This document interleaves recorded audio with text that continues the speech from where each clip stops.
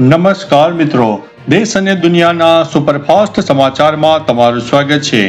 વિકસિત ભારત રોજગાર યોજના। વડાપ્રધાન નરેન્દ્ર મોદીએ આ યોજના હેઠળ દેશભરમાં 2400 કરોડની પ્રોત્સાહન રાશિનું સીધું વિતરણ કર્યું। અમદાવાદના નરોડા ખાતે યોજાયેલા કાર્યક્રમમાં મંત્રી ઋષિકેશ પટેલ હાજર રહ્યા હતા।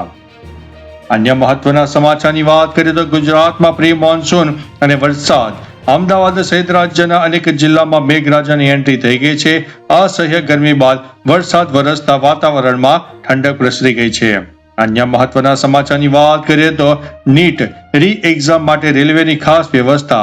પશ્ચિમ રેલવે દ્વારા નીટ ઉમેદવારો માટે મણિનગર બાંદ્રા, ઓખા ગાંધીનગર અને ભાવનગર ગાંધીગ્રામ વચ્ચે સ્પેશિયલ ટ્રેનો દોડાવવાની જાહેરાત કરવામાં આવી છે।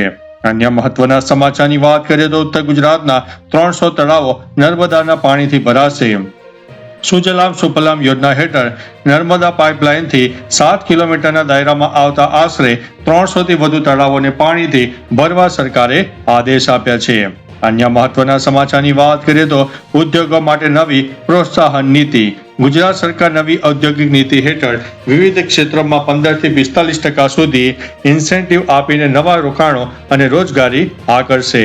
અન્ય મહત્વના સમાચારની વાત કરીએ તો Bhavnagar medical college ragging case. Ragging મામલે રાજ્ય સરકારે કડક વલણ અપનાવતા વધુ એક વિદ્યાર્થીને 6 મહિના માટે સસ્પેન્ડ કર્યો છે। અત્યાર સુધીમાં કુલ 7 વિદ્યાર્થીઓ સામે કડક પગલાં લેવામાં આવ્યા છે। અન્ય મહત્વના સમાચારની વાત કરીએ તો સુરતમાં નકલી વોશિંગ પાવડરનું નેટવર્ક ઝડપાયું। સુરતની ઉત્તરાયણ પોલીસે મોટા વરાછા વિસ્તારમાં એક ગોડાઉન ઉપર દરોડો પાડીને નકલી વોશિંગ પાવડર બનાવવાનું મસ્ત મોટું કૌભાંડ પકડી પાડ્યું છે। અન્ય મહત્વના સમાચારની વાત કરીએ તો ચોટીલા હાઈવે પર હોટલો સામે દંડનીય કાર્યવાહી। ગ્રાહકો પાસેથી એમઆરપી કરતા વધુ ભાવ વસૂલવા બદલ તંત્ર દ્વારા હાઈવે પરની 5 જાણીતી હોટલો સામે કડક કાર્યવાહી કરવામાં આવી છે। અન્ય મહત્વના સમાચારની વાત કરીએ તો સાયબર ફ્રોડ કરનાર મુંબઈથી ઝડપાયો। વડોદરા ગ્રામ્ય પોલીસના ઓપરેશન પરાક્રમ હેઠળ વિદેશી પાર્સલ છોડાવવાના બહાને 1.45 લાખની છેતરપિંડી કરનાર ઠગને મુંબઈથી પકડી પાડવામાં આવ્યો છે। અન્ય મહત્વના સમાચારની વાત કરીએ તો ભારત બ્રિટન વેપાર કરાર। ફ્રાન્સમાં G7 સમિટ દરમિયાન થયેલી વાર્તાલાપ બાદ ભારત અને બ્રિટન વચ્ચેનો ઐતિહાસિક મુક્ત વેપાર કરાર આગામી 15 જુલાઈથી સંપૂર્ણપણે અમલમાં આવશે। અન્ય મહત્વના સમાચારની વાત કરીએ તો અમેરિકા ઈરાન ઐતિહાસિક શાંતિ સમજૂતી।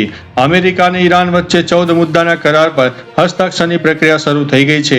આ અંતર્ગત તાત્કાલિક યુદ્ધ વિરામ થશે અને હોર્મુઝની સમુદ્રધુની વ્યાપારી જહાજો માટે ખુલ્લી મૂકવામાં આવશે। અન્ય મહત્વના સમાચારની વાત કરીએ તો સાયબર ક્રાઇમનો મોટો ભોગ। પૂર્વ વડાપ્રધાનના પુત્ર સાથે વોટ્સએપ માધ્યમથી 7.8 કરોડની માતબર રકમની સાયબર ઠગાઈ થયાનો ચોંકાવનારો કિસ્સો સામે આવ્યો છે। ત્યારે મિત્રો આગળ વધીશું અને વાત કરીશું નીટ યુજી પરીક્ષા એલર્ટ।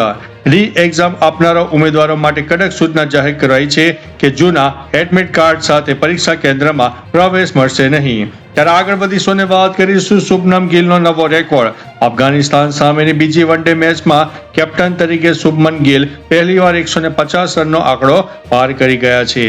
ત્યારે વાત કરીશું મિત્રો આઈપીએલ 2027 માટે યુવરાજ સિંહની હવે એન્ટ્રી થઈ ચૂકી છે। ભારતીય પૂર્વ દિગ્ગજ ઓલરાઉન્ડર યુવરાજ સિંહ આગામી 2027ની આઈપીએલ સિઝન માટે એક મોટી ટીમમાં મહત્વની જવાબદારી એટલે કે મેન્ટર અથવા તો કોચ તરીકે સંભાળશે તેવા અહેવાલો સામે આવી રહ્યા છે।